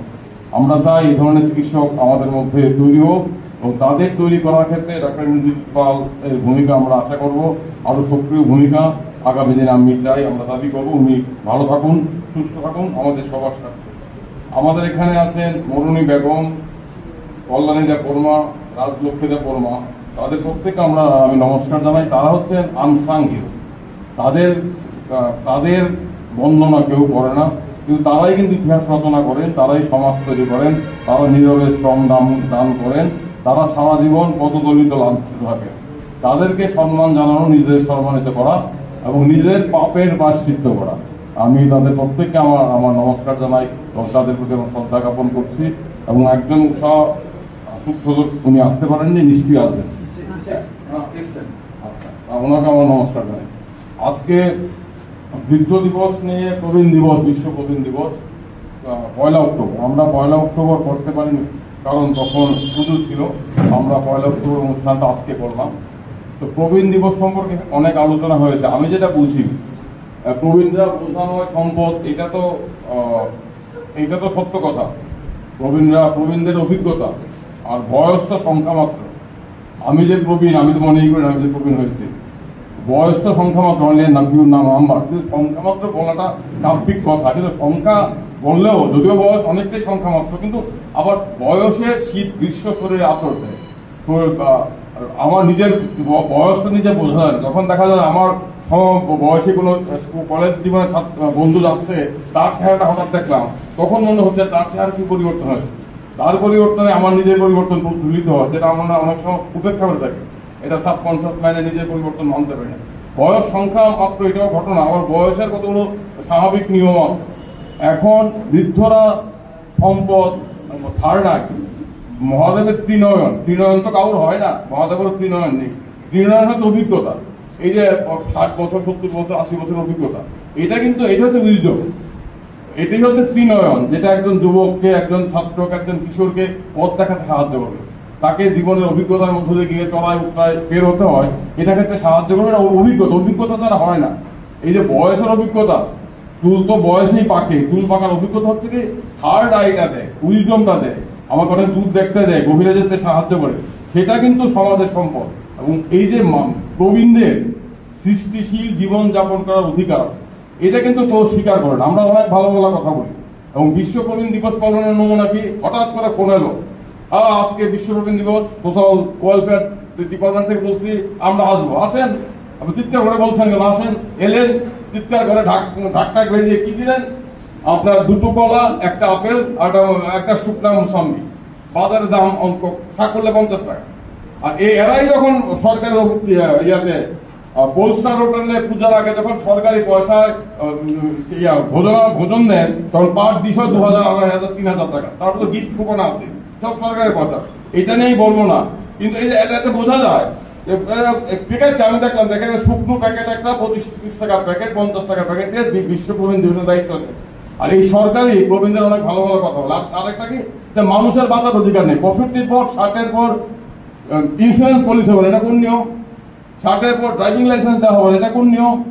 আমি প্রবীণদের কথা বলবো, 1 অক্টোবর সেজে গোজে সাদা পায়জামা বান্ধবী পরে গেরুয়া টুপি মাথায় দিয়ে বক্তৃতা করবো, আর আমি ট্যাক্স কমিয়ে দিচ্ছি, আমি ইন্টারেস্ট রেট কমে দিচ্ছি। আফটার রিটায়ারমেন্ট যারা স্যালারাইড পিপল, তাদের সম্পত্তি অনলি তাদের অবলম্বন হচ্ছে পেনশন। এবং পেনশনটা কি, পেনশনটা আমি ব্যাংকে গচ্ছিত রাখবো, সুদ দিয়ে খাবো। আর সরকার দিনের পর দিন প্রবীণদের এই যে সুদের হার কমাচ্ছে। তারাই বলছে আমার, তারা কি প্রবীণ বান্ধব? কিসের প্রবীণ বান্ধব? তারা তো প্রবীণদের বাঁচার অধিকার আছে, এটাই স্বীকার করে না। স্বীকার করলে কেন 60-এর পর ইন্স্যুরেন্স পলিসি হবে না? কেন ইন্স্যুরেন্স পলিসির ক্ষেত্রে প্রবীণদের যত সমস্ত রোগ আছে এগুলোকে এক্সক্লুড করে দেওয়া হবে? কোনো প্রবীণ লাইফ ইন্স্যুরেন্স করতে পারবে না, অধিকাংশ ক্ষেত্রে করতে পারবে। এই যে প্রবীণরা ভালো থাকবে, সমাজ, ছেলে, নাতি দায়িত্ব পালন করলেও প্রবীণরা ভালো থাকবে না। প্রবীণদের ভালো থাকার ক্ষেত্রে সরকারের দায়িত্ব, রাষ্ট্রের দায়িত্ব, সমাজের দায়িত্ব, এই তিনটি দায়িত্ব যখন একত্রিত হবে তখন প্রবীণরা ভালো থাকবে। আমাদের দেশে, আমাদের সমাজ একটা শোষণ ভিত্তিক সমাজ। এখানে লোভ, লালসা, পুঁজিবাদী সমাজ। এখানে লোভ লালস হচ্ছে সবচেয়ে বেশি নির্ধারক শক্তি। সেখানে প্রবীণরা সবচেয়ে উপস্থিত, কারণ প্রবীণরা এজ এ প্রবীণ, not a consolidated vote bank. তাই দেখবেন জনসংখ্যায় প্রবীণদের সংখ্যা বাড়ছে। 1900 সনে 1901-2-এ আমাদের দেশে প্রবীণ নাগরিকদের সংখ্যা ছিল মোট জনসংখ্যার 3 থেকে 4%।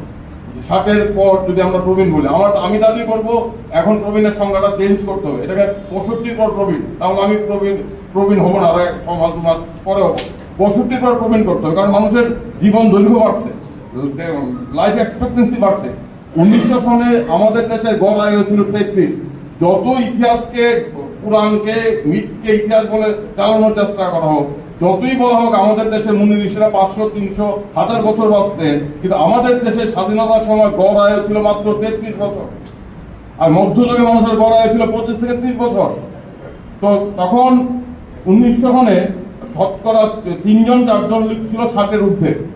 আজকে বিজ্ঞানের প্রগতি, চিকিৎসা ব্যবস্থার উন্নতি, বিভিন্ন টিকাকরণ, জনস্বাস্থ্য ব্যবস্থা কিছুটা উন্নতির ফলে প্রবীণদের সংখ্যা বাড়ছে। আমাদের দেশে প্রবীণদের সংখ্যা এখন মোট জনসংখ্যা প্রায় 12% এটা আগামী দিনে 25-30% সংখ্যা চলে যাবে। এই যে প্রবীণরা, তাদের জন্য কিন্তু চিন্তা ভাবনা কারণ নেই, কারণ প্রবীণরা as a elder citizen, they are not a consolidated vote bank. কোন নির্বাচনে এই প্রবীণদের দাবি দেওয়া গুরুত্ব পায় না, কারণ প্রবীণরা তো প্রবীণ হিসেবে ভোট ব্যাংক নয়, কিংবা প্রবীণ হিসেবে তার কোনো প্রেসার গ্রুপ নয়। প্রবীণরা বিভিন্ন ভাগে বিভক্ত, কোন বর্ণের নামে, ধর্মের নামে, জাতের নামে বিভক্ত। এজ এ প্রবীণ তারা কিন্তু কনসোলিডেটেড প্রেসার গ্রুপ হিসাবে এখনো আমার সমাজ উঠে আসতে পারেনি। তাই প্রবীণদের দাবি দেওয়া, চার্টার অফ ডিমান্ড উপেক্ষিত থাকে। সরকারকে দায়িত্ব নিতে হবে প্রবীণদের প্রতি, দায়িত্বশীল হওয়া, যত্নশীল হওয়া। আমরা আমাদের যে পপুলেশন ডিভিডেন্ড, এটা আমরা মিস করছি। India is a very much failed state. India একটি ব্যর্থ রাষ্ট্র। কেন বলছি? আমাদের পপুলেশন, এটা কিন্তু এই পপুলেশন ডিভিডেন্ড পৃথিবীর কোনো দেশে নেই। একদিক হচ্ছে যৌবনের যুবকদের সংখ্যা, আমাদের জনসংখ্যা প্রায় ওয়ার্কিং গ্রুপ, যারা সৃষ্টিশীল কর্মে শ্রম দিতে পারেন, তাদের সংখ্যা, যুবক যারা, তাদের সংখ্যা প্রায়, ইউরোপের সংখ্যা প্রায় 30-40%। এটা কিন্তু কোনো দেশে নেই, ইউরোপে নেই। ইউরোপের এই পপুলেশন ডিক্লাইনিং পপুলেশন। আমাদের দেশে একদম যৌবনরা একটা পপুলেশন ডিভিডেন্ড, অন্যদিকে প্রবীণদের সংখ্যা আরো বাড়ছে। দুটি কিন্তু পপুলেশন ডিভিডেন্ড, একটা উইজডম আর একটা এক্সপিরিয়েন্স। এই দুটো যদি মেলবন্ধন হয় তাহলে সমাজ, দেশ অনেকটা এগিয়ে যাবে। কিন্তু মেলবন্ধন করার দায়িত্বটা কে নেবে? সরকার দায়িত্ব নেবে না তো। আমরা প্রবীণদের অনেক কথা বললাম, প্রবীণরা ভালো থাকবে কি করে? আমাদের দেশের প্রবীণ জনসংখ্যার মাত্র 2% পেনশনভোগী। যারা সরকারি কর্মচারী ছিলেন, যারা পাবলিক সেক্টরে কাজ করতেন, তারাই পেনশন পান। তাদের সংখ্যা কত? 200 থেকে 3%। বাকি 90%-এর কোন সামাজিক সুরক্ষা নেই। যে বৃদ্ধ ভাতা দেওয়া হচ্ছে, এটা কেন্দ্র রাজ্য মিলে 1000 টাকা কিংবা 1200-1300 টাকা, এটাও অনেকে পান না। এটারও তো ইউনিভার্সাল কাভারেজ নেই। এটার কাভারেজ কত? 30 থেকে 40% কাভারেজ। অনেক লোক আছে।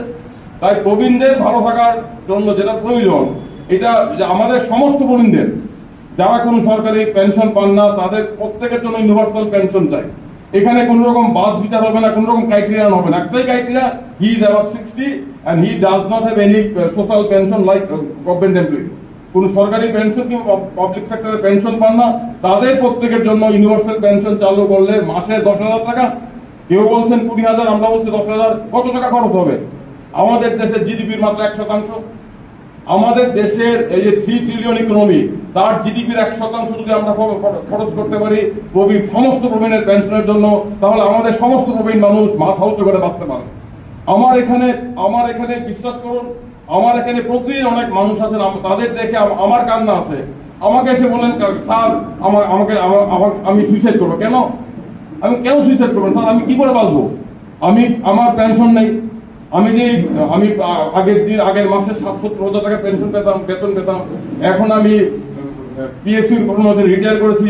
আমি যে পিএফ পেনশন পাই 1800-1900 টাকা। সেই ইপিএফ পেনশন দিয়ে আমার সুগার আছে, আমার ডায়াবেটিস আছে, আমার আমার আমার থাইরয়েড আছে, এই 3টি ওষুধ খেতে আমার মাসে 8 থেকে 9 হাজার টাকা লাগে।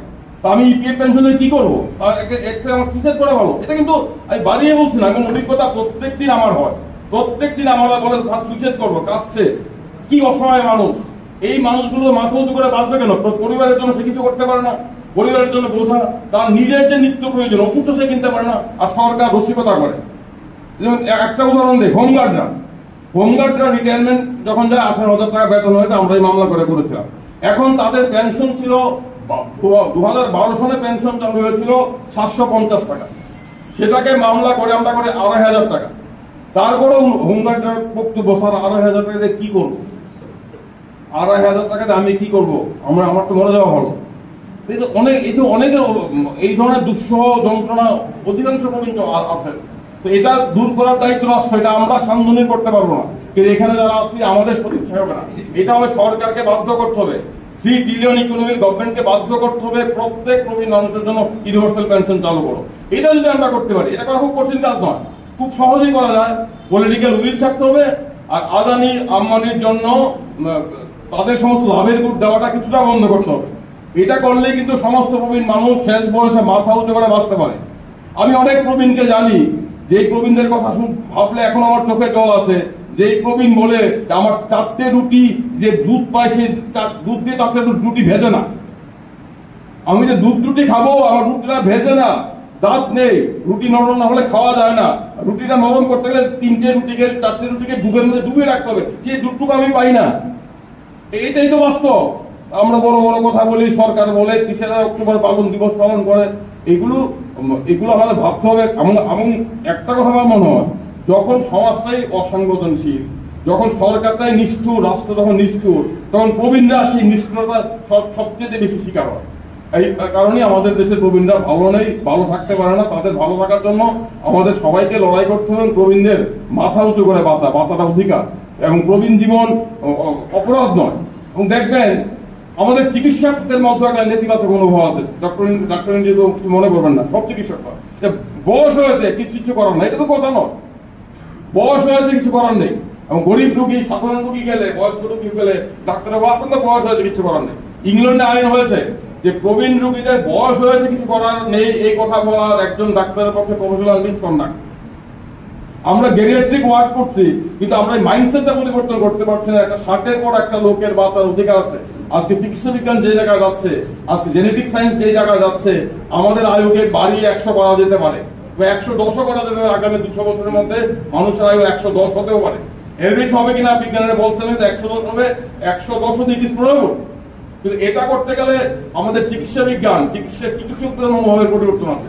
গরিব মানুষ, সাধারণ মানুষ হাসপাতালে গেলে আপনার তো বয়স হয়েছে, আরে বয়স হলে কি তার চিকিৎসা হবে না? কোন চিকিৎসা বিজ্ঞান বলে যে বয়স হলে চিকিৎসা নেই? মাইন্ডসেট পরিবর্তন করা দরকার। ইউরোপে কিন্তু আন্দোলন হয়েছে, এর ফলে ইংল্যান্ডে ইতিমধ্যে আইন হয়ে গেছে যে কোনো প্রবীণকে বলা যাবে না আপনার বয়স হয়েছে কিছু করার নেই। তাকে যতটা সম্ভব চিকিৎসা দিতে হবে যাতে সে সুস্থভাবে বাঁচতে পারে, সাপোর্টিং ট্রিটমেন্ট দিয়ে বাঁচতে পারে। আর এই কথাগুলো বললাম, আপনাদের অনেকটা সময় নিলাম। আমি মনে করি যে প্রবীণ দিবস পালনের তাৎপর্য গুরুত্ব তখনই যখন আমি আমার বাড়ির প্রবীণদের প্রতি শ্রদ্ধাশীল হব, প্রবীণদের কথা শুনবো, মনোযোগ দেব, একটু ধৈর্য দেব, তাদের প্রতি একটু সময় দেব। এটা যেমন একটা কাজ, এটা একটা ঠিক তেমনি বৃহত্তর পরিবেশে প্রবীণদের যে সমস্যাগুলো, যার জন্য সরকার রাষ্ট্রকে দায়িত্ব পালন করা উচিত, রাষ্ট্র সরকার দায়িত্ব পালন করে না, সেই বিষয়গুলো নিয়ে আমাদের আওয়াজ তুলতে হবে। তবেই বোধহয় আমরা প্রবীণদের প্রতি আমাদের দায়িত্বটা পালন করবো। এই কথা বলে সবাইকে ধন্যবাদ, সবাইকে আমার আন্তরিক কৃতজ্ঞতা জানাচ্ছি। সবাই ভালো থাকবেন।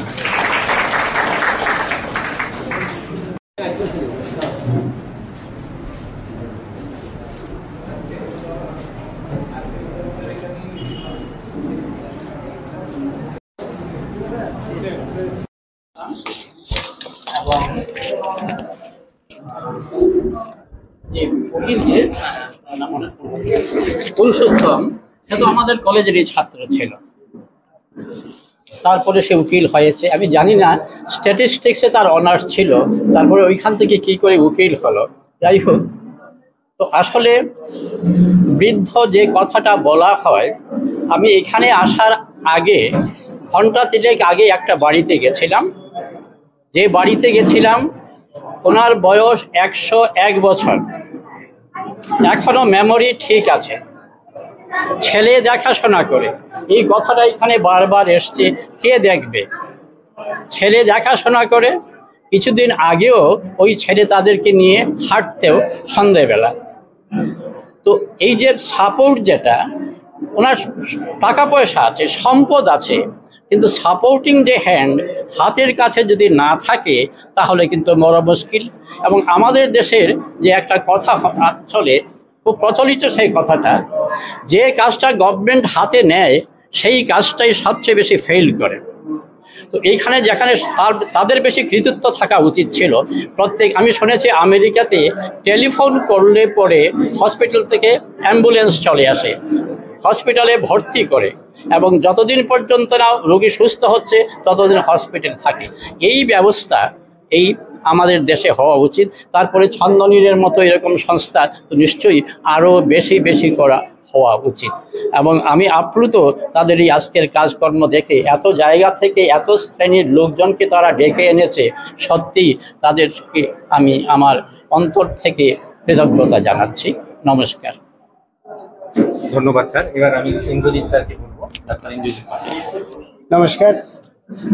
আমি প্রথমেই বলবো, সান্ধ্যনীরের এই যে আজকের অনুষ্ঠান, যে প্রবীণরা বোঝানো হয় সম্পদ, এই যে একটা মহান একটা থিম, একটা ধারণা, এটাকে সম্মান দেওয়ার যে একটা আজকে যে একটা অসাধারণ একটা অনুষ্ঠান করেছেন, এবং যে অনুষ্ঠানের মধ্যে দিয়ে আমাদেরকে অত পুরস্কার, আমাদেরকে সম্মান দিয়েছেন, তার জন্য প্রথমে আমি তাদেরকে আমার আন্তরিক কৃতজ্ঞতা জানাই। এবং আমি বলবো, বয়স সবসময় একটা সংখ্যা, এবং আজকে যারা খুব ছোট, একদিন তারা সবাই কিন্তু একদিন বয়স্ক হবে। বয়স দিনে দিনে সবারই বাড়বে, একদিন সবাই নবীন, যারা তারা সবাই প্রবীণ হবে। কাজেই এই সমাজে প্রবীণরা কিন্তু অভিজ্ঞতার মধ্যে দিয়েই বড় হয়। কাজে প্রবীণরা কিন্তু সেই দিক থেকে সবচেয়ে বড় অভিজ্ঞ। যারা নবীন, তাদের কাছে একটা সবচেয়ে বড় একটা জ্ঞানের বই সেই প্রবীণরা। কাজে প্রবীণদের কাছে আমাদের শিখবার আছে, জানার আছে, জ্ঞানের অনেক কিছু শিখবার জিনিস ওনারা নিয়ে বড় হয়। কাজে প্রবীণরা যেন কখনো আমরা কেউ মনে না করি আমরা প্রবীণরা আমাদের কাছে পূজা। মনে রাখতে হবে, আমরা বাড়িতে পূজা করি, মাটির মূর্তির পূজা করি, কিন্তু সবচেয়ে বড় দেবতা হচ্ছে আমার বাবা মা, আমার বাড়িতে যারা বয়স্ক ব্যক্তি আছে, যারা হচ্ছে জীবন্ত দেবতা। সেই জীবন্ত দেবতাদের পূজা সবচেয়ে বেশি করতে হবে। যারা প্রবীণ, তারা আমাদের কাছে সবচেয়ে গ্রহণযোগ্য। তারা কোনোভাবেই যেন না ভাবে যে আমি এই সমাজে অপাঙ্ক্তেয়, বা আমাকে তারা আমার সন্তান বা আমার যারা পরিবারের মানুষরা তারা আমাকে সমানভাবে দেখছে না। কাজে তাদের যাতে মানসিকভাবে কোনো আঘাত না আসে, আমাদের সমস্ত সন্তান, সমস্ত যারা আমরা আছি, আমাদের প্রত্যেকের দায়িত্ব আমাদের বাড়িতে যারা একটু বয়স্ক আছে তাদেরকে সম্মান দেওয়া, এবং তাদের যথোপযুক্তভাবে তাদের শারীরিক অসুখ হলে তাদের চিকিৎসা করা, তাদের সেইভাবে তাদের আদর যত্ন করা, যাতে তারা মনে না করে যে আমরা আমাদের সন্তান দ্বারা কোনোভাবে মানে একটু মানে আমাদের কোনো ক্ষতি হয়, বা আমাদের কাছে যেন আমরা সেটা সবটা পাচ্ছি না। কাজে জীবনের যে আমরা ঋণ, আমরা জন্মের পরে আমরা যে ঋণ নিয়ে জন্মেছি, সেই ঋণ শোধ করার একমাত্র উপায় হচ্ছে আমাদের প্রবীণদের সম্মান, ইজ্জত, তাদের যথোপযুক্ত সম্মান দেওয়া, তাদের প্রতি আমাদের ডিউ অনার দেওয়া। এই কয়েকটি কথা বলে আমি আমার বক্তব্য শেষ করছি। নমস্কার। প্রবীণ দিবস উদযাপন করছি। আমরা মনে করি, সান্ধ্যনীরের পক্ষ থেকে আমরা মনে করি, প্রবীণরা বোঝা নয়, প্রবীণরা সম্পদ। কেন আমরা বলছি এই কথা? কারণ আমরা আমাদের জীবন অভিজ্ঞতায় দেখেছি যে আমাদের পারিবারিক জীবনে আমাদের মা বাবা থেকে শুরু করে বয়স্করা বিভিন্ন সময়ে আমাদেরকে বিভিন্ন গুরুত্বপূর্ণ মুহূর্তে অনেক সদ উপদেশ দিয়েছিলেন, এবং তারা আমাদের আগামী দিনে পথ চলার যে নির্দেশিকা, সেই নির্দেশিকা আমাদের দিয়েছেন। সেইভাবে আমরা এগিয়ে এসেছি, এবং আগামী দিনেও আমাদের দেশের ক্ষেত্রেও আমাদের দেশে প্রবীণদের সংখ্যা উত্তরোত্তর বৃদ্ধি পাচ্ছে। আগামী কিছুদিনের মধ্যেই মোট জনসংখ্যার প্রায় 14 থেকে 15% প্রবীণ জনসংখ্যা হবে, এবং এই প্রবীণরা তাদেরকে যদি আমরা সুস্থ সবল রাখতে পারি এবং তাদের থেকে যদি আমরা অভিজ্ঞতা অর্জন করতে পারি, তাহলে আমাদের দেশে যেই যুব সম্প্রদায় আছে, যে যুব সম্প্রদায়ের ক্ষেত্রেও আমরা অনেক বেশি প্রাচুর্য রয়েছে, এবং এই দুইটা অংশের মানুষের এই সব অভিজ্ঞতাকে যদি আমরা মিলিয়ে নিতে পারি, একদিকে যুবক সম্প্রদায়, আরেকদিকে প্রবীণদের অভিজ্ঞতা, শ্রম এবং অভিজ্ঞতার মিলনের মধ্য দিয়ে আমরা কিন্তু আরও সুন্দরভাবে দেশকে গড়ে তুলতে পারি। কিন্তু দুঃখের হলেও সত্য, আজকের দিনে আমাদের দেশের প্রবীণরা কিন্তু বিভিন্নভাবে তারা বিভিন্ন বঞ্চনার শিকার হচ্ছেন।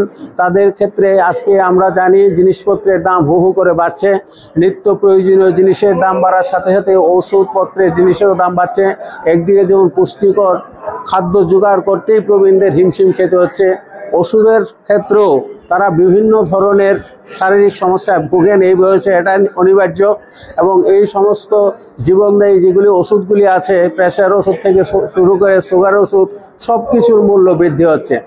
দিন দিন পেনশনের ক্ষেত্রে আমরা দেখছি বিভিন্ন স্বল্প সঞ্চয়ে যে সুদের হার, সেই সুদের হার কমিয়ে দেওয়া হচ্ছে, যার ফলে প্রবীণদের আয় উত্তরোত্তর হ্রাস পাচ্ছে। এই অবস্থায় দাঁড়িয়ে প্রবীণরা ভালো নেই এবং আমাদের দেশে প্রবীণদের এই অবস্থা থেকে উত্তরণের জন্য যেটা সরকারের দায়িত্ব নেওয়া উচিত এবং সমস্ত প্রবীণ নাগরিকদের ক্ষেত্রের জন্য সার্বজনীন পেনশন ব্যবস্থা চালু করা উচিত। আমরা জানি যে আজকের দিনে আমরা যে প্রবীণদের জন্য যে বার্ধক্যের ভাতার কথা বলি, সেটা একটা খুব অল্প সংখ্যক মানুষকে দেওয়া হয়। সমস্ত অংশের প্রবীণরা এই বার্ধক্যের ভাতায় আওতায় আসেন না, আর যেই টাকা পান সেই টাকা দিয়েও তাদের জীবন নির্বাহ হয় না। সুস্থ জীবন যাপন করার জন্য যে অর্থের প্রয়োজন আজকের দুর্মূল্যের বাজারে, সেই অর্থের সংকুলান হয় না। এই জায়গায় দাঁড়িয়ে আমরা দাবি করছি যে আগামী দিনে সরকারকে দায়িত্ব নিতে হবে, সার্বজনীন প্রবীণ পেনশন ব্যবস্থা চালু করতে হবে এবং এই পেনশনের হার কমপক্ষে 10,000 টাকা মাসিক যদি চালু করা যায়, তাহলে প্রবীণদের অবস্থার কিছুটা উন্নতি হবে। এবং প্রবীণরা যদি আর্থিক দিকে স্বাবলম্বী হন, তাহলে পরিবারের কাছেও তারা বোঝা হবেন না, পরিবারের কাছেও তারা যথেষ্ট সম্মান এবং শ্রদ্ধা পাবেন। তখন পরিবারের পরিজনরাও প্রবীণদের লালন পালনে আরও বেশি যত্নশীল হবে। এটাই মূলত আমার বক্তব্য। ধন্যবাদ, নমস্কার। প্রথমত আমি বিশ্ব প্রবীণ দিবস উপলক্ষে সব গুরুজনদের আমার সম্মান এবং শ্রদ্ধা এবং প্রণাম জানাই। প্রবীণদের প্রতি আমাদের যে দায়িত্বটা, এটা সবচেয়ে বড় গুরু দায়িত্ব। কারণ আমাদের ঘরে মা বাবা আছে, বৃদ্ধ ঠাকুমা আছে, বৃদ্ধ দাদু ঠাকুমা আছে, তো ওদের প্রতি যে দায়িত্ব আমাদের থেকেই শুরু হবে। আমরা যদি ওদেরকে না করি, তো মানে দায়িত্ব না পালন করে না করি, তাহলে তো ওরা যে আমাদেরকে শিক্ষা দিয়েছে সেটা ফুটে উঠবে না সমাজের প্রতি। আমাদের দায়িত্ব আমি মনে করি সবচেয়ে বেশি প্রবীণদের প্রতি।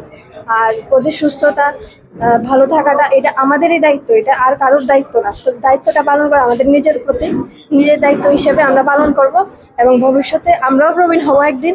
সেই দিকে লক্ষ্য করে আমি সবাইকে বলবো যে প্রবীণদের প্রতি শ্রদ্ধা এবং সম্মান এবং ওদের সুস্বাস্থ্য যেমন ঠিকভাবে থাকে এবং স্বাস্থ্য পরিষেবা যাতে ঠিকভাবে পরিচালনা হয়, সেই দিকে লক্ষ্য রেখে ওদেরকে আমরা যতটুকু পারি ততটা চেষ্টা করে আমরা ওদের প্রতি আমাদের দায়িত্ব পালন করি। কারণ আমাদের পারিপার্শ্বিক এবং সমাজে তারাই আমাদের অভিভাবক ছাড়া যেন কোনো সন্তান বড় হয় না, ঠিক তারাও আমাদের অভিভাবক এবং দিক নির্দেশের পথে তারা আমাদের এগিয়ে নিয়ে যাওয়ার জন্য অনেক চেষ্টা করে এবং তাদের কাছ থেকে আমাদের অনেক কিছু শিখতে হয়। প্রবীণরা আজকে অবহেলিত এই কারণে, আমাদের মতো যুবকরা যদি তাদের পাশে না থাকি, অনেকে তাদের সাহায্য করতে চায় কিন্তু সাহায্য করতে পারে না। তাদের অনেক চাপ থাকে, অনেক কিছু থাকে, অনেক ব্যাপার থাকে, যে কারণে তারা সমাজের প্রতি অবহেলিত হয় এবং সমাজ তাদের এই কারণে অবহেলিত করে যেন তারা আমাদের এক বোঝা হয়ে থাকে। বোঝা যেন আমাদের না হয় এবং আমাদের ঠাকুমা দাদু সমান আমরা তারা, এবং আমরা তাদের পাশে যদি না থাকি এবং সমাজ যদি তাদের পাশে না থাকে, তারা আমাদের অবহেলিত হয় এবং তারা যদি কোনো কষ্ট হয়, সেই কষ্টটা আমাদের কিন্তু সহ্য করা ঠিক হবে না। এই কারণে আমরা তাই বোঝা যে শব্দটা, এই বোঝা শব্দটা আমরা বাস্তবে আমরা ধরতে চাই না। কারণ বোঝা কেন হবে? আমাদের মা বাবার মতো তো তারা যেন আমাদের অনেক কিছু তারা আমরা জানতে পারি তাদের কাছ থেকে এবং অনেক কিছু ওনারা আমাদের জানার জন্য তারা সাহায্য করে থাকে। এই বোঝা শব্দটা আমরা আমাদের যারা আছি তারা আমরা কোনোভাবেই এটা মানব না এবং সরকারের কাছে আমাদের এটাও দৃষ্টিভঙ্গি থাকবে তারাও যেন অনেক সাহায্য করে, তারা যেন পিছিয়ে না থাকে, সমাজ বৃদ্ধ এবং যুবকরা এই দুটা পারিপার্শ্বিক মানে যে ইয়ে থাকে মানে পরিবেশটা মানে মিল থাকে তাদের উপরে নির্ভর করে আজকের বর্তমান সমাজ ব্যবস্থা। এই কথায় কথা বলে আমি আমার আলোচনা শেষ করছি। নমস্কার। প্রবীণরা বোঝা নয় সম্পদ, এটা আমি সবসময় মনে করি। আমার মা বাবা, আমার দাদু ঠাকুমা সবাই যেহেতু আমাদের কাছে সম্পদ, এবং পৃথিবীর সব প্রবীণরাই আমাদের কাছে সম্পদ। এবং আমরা দাদু ঠাকুমা সবার মাঝখানে বড় হয়েছি। আমার দাদু সবসময় বলতেন যে গরসে গরসে মাথা খাইবেন আর 3 হাঁটুর কাছে বুদ্ধি নেবেন। তো আমরা দাদুকে জিজ্ঞেস করতাম, দাদু এটা কি কথা? বলে যে সবসময় গুঁড়া মাছ খাইবেন আর 3 হাঁটু মানে বয়স করা তো যখন বৃদ্ধ হয়ে যায় চলতে পারে না, মাথাটা হাঁটুর মধ্যে গুজে বয়ে থাকে, ওইটাই 3 হাঁটু বুঝাইছে দাদু। তো তখন থেকে আমরা শিক্ষিত হয়ে উঠছি যে প্রবীণরা আমাদের কাছে কোনোদিনই বোঝা না, রাষ্ট্রের কাছেও বোঝা মনে করে, রাষ্ট্র বোঝা মনে করে। এই কারণে তারা মনে করে যারা কাজ করতে পারে না, তারা পিছিয়ে পড়ছে, তার লেগে তার কাছে বোঝা মনে হয়। কিন্তু যারা পারিবারিক ঠাকুমা দাদু মা বাবা নিয়ে বড় হয়েছে, তার কাছে কোনোদিনই প্রবীণরা বোঝা হইতেও না, হবেও না। এটা না, যারা সম্বর্ধিত হলেন, যারা আজকে এই অনুষ্ঠানে উপস্থিত ছিলেন, তাদের কিছু কিছু বক্তব্য আপনাদের সামনে নিয়ে এলাম। এটা ঠিক, এই মুহূর্তে সর্বশেষ যিনি বললেন তিনি 3 হাঁটুর কথা বললেন, 3 হাঁটুর অভিজ্ঞতা সত্যিই বাস্তব। বাড়ির এই প্রবীণরাই তর্জনী ধরে যখন হাঁটা শেখায়, ঠিক সেইভাবেই ধীরে ধীরে ধীরে ধীরে সেই শিশুটি যখন অভিজ্ঞতা অর্জন করে, তখন এই প্রবীণের অত্যন্ত কাছের মানুষ বলে ভাবতে শিখতে হয়। এই মুহূর্তে সমাজে নানা রকম যে সমস্যার সৃষ্টি হয়েছে, এই প্রবীণদের দূরে সরিয়ে রেখেই কিন্তু এই সমস্যার সৃষ্টি হয়েছে।